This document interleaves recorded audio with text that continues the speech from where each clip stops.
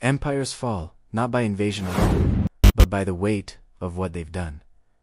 The clock has struck midnight on an old era. A new year dawns, not a celebration for Britain, but a solemn declaration.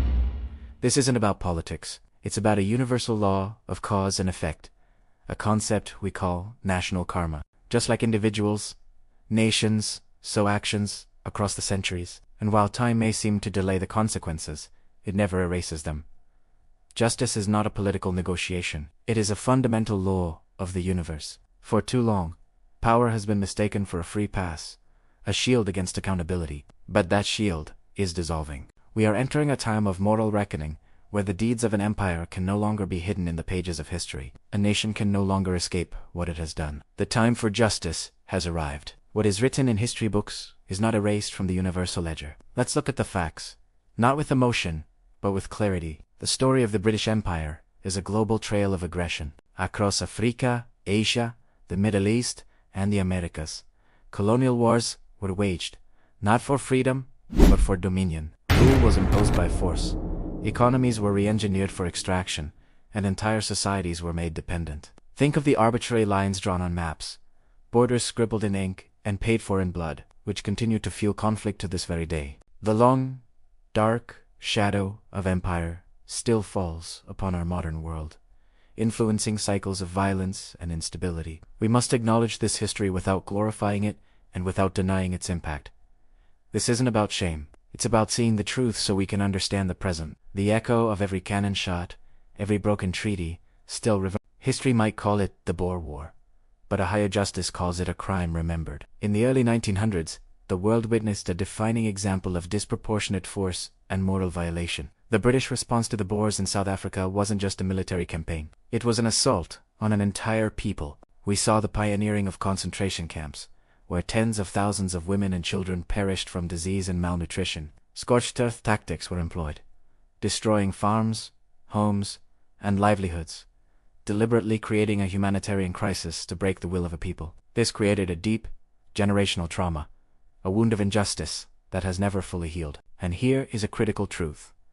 Unresolved injustice does not expire. The pain doesn't simply fade with the passing of a century. The moral debt remains, waiting for an honest accounting. The suffering of those civilians calls out across time. A reminder that some transgressions are so profound, they stain the soul of a nation. The debt from the Boer War is still unpaid.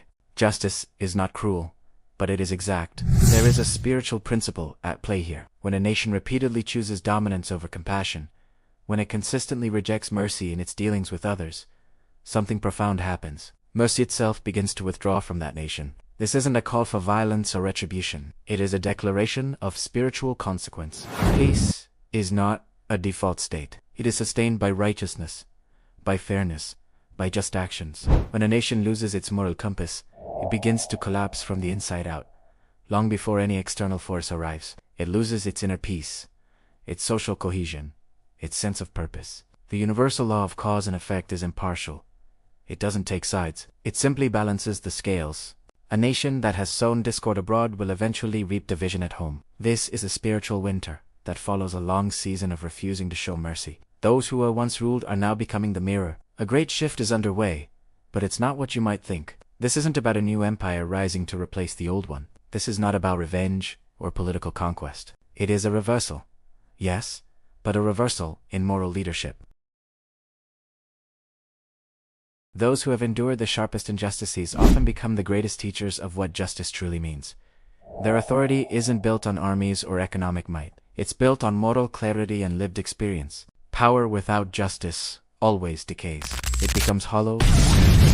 We are entering a global collective phase, a period where the spiritual order is reasserting itself over the old imperial order. The law of justice is a discipline of consequence, not of violence. It seeks to restore balance, not to perpetuate the cycle of revenge. The moral authority of the world is shifting, not to a new ruler, but towards a new standard of righteousness. This is not hatred. This is balance. This is not revenge. This is justice, and justice always arrives on time. The patterns are clear for those willing to see. This journey of understanding historical accountability is vital for our collective future. To learn more about the universal laws that govern nations and individuals, I invite you to subscribe to Time for Justice. Join us as we explore these powerful truths. Watch our next declaration and become part of this essential conversation. Thank you for watching.